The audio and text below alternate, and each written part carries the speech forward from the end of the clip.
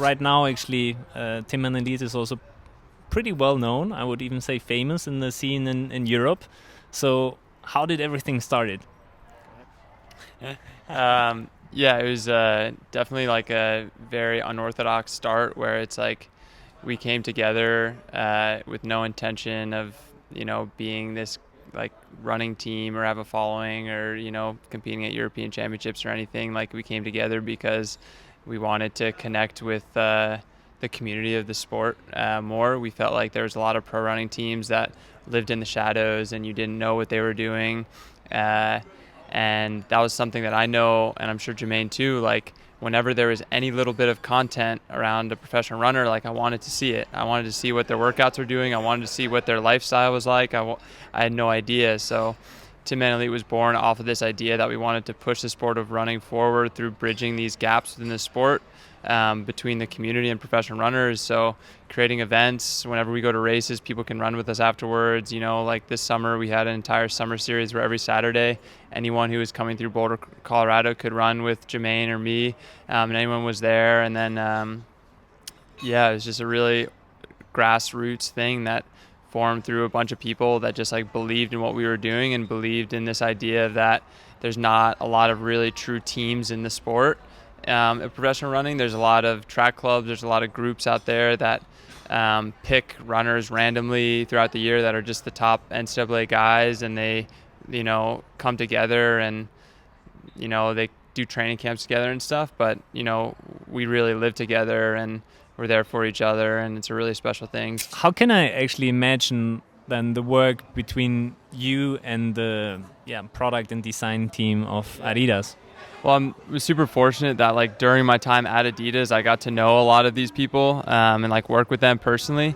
And when I got to start working with them, like I already had relationships with them. So it's special to get to work with those guys. Like they're brilliant. Like shout out Nick Roche, Hedgie, all the guys that worked, Simon on these shoes with me.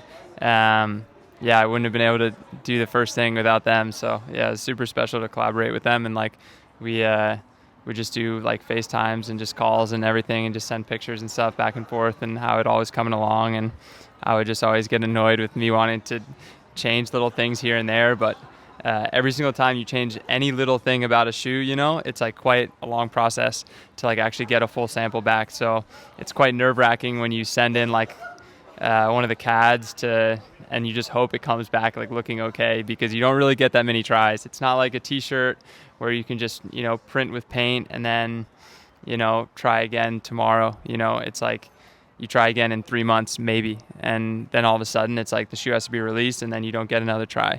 So it's like it's quite stressful, and I know my agent always gives me a bunch of shit about like, focusing on running. It's like you're spending too much time on the other stuff, and like this stuff can be really stressful when you want to deliver it and you realize that it's something that's gonna be in stores like a top 4 running and around the world and on people's feet even, so you want to make it perfect.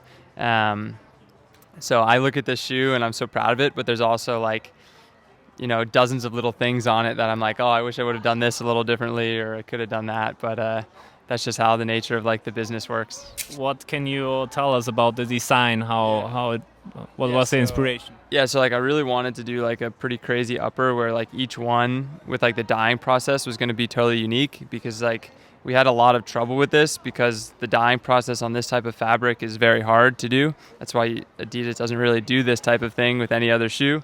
But my girlfriend, actually, we were like talking about, it's so easy to like draw inspiration from other shoes and what other people have done. You're like, oh, that looks really cool, I want to do something like that, and like she really challenged me to look at nature and look at the things around me that would inspire me. And Boulder, Colorado is such like a special place where like at night we have these like crazy storms where just like all the clouds and like the lightning will strike through the clouds, and it'll create this really cool visual image of like this white shuddering through like this dark foggy clouds, and like that's exactly what kind of came through in this shoe now. I'm really excited how it came out. And then we have kind of like our classic gold accents on the heel and on like the tongue of the shoe and through the laces here, just kind of give that kind of Tinman Elite gold feeling. And then on the inside of the shoe, we have like the shoe, this like light brown coloring that's supposed to symbolize kind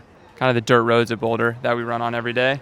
And just we kind of have this like badass little skeleton kind of thing on the bottom here where the energy rods go. So yeah, really proud of this one.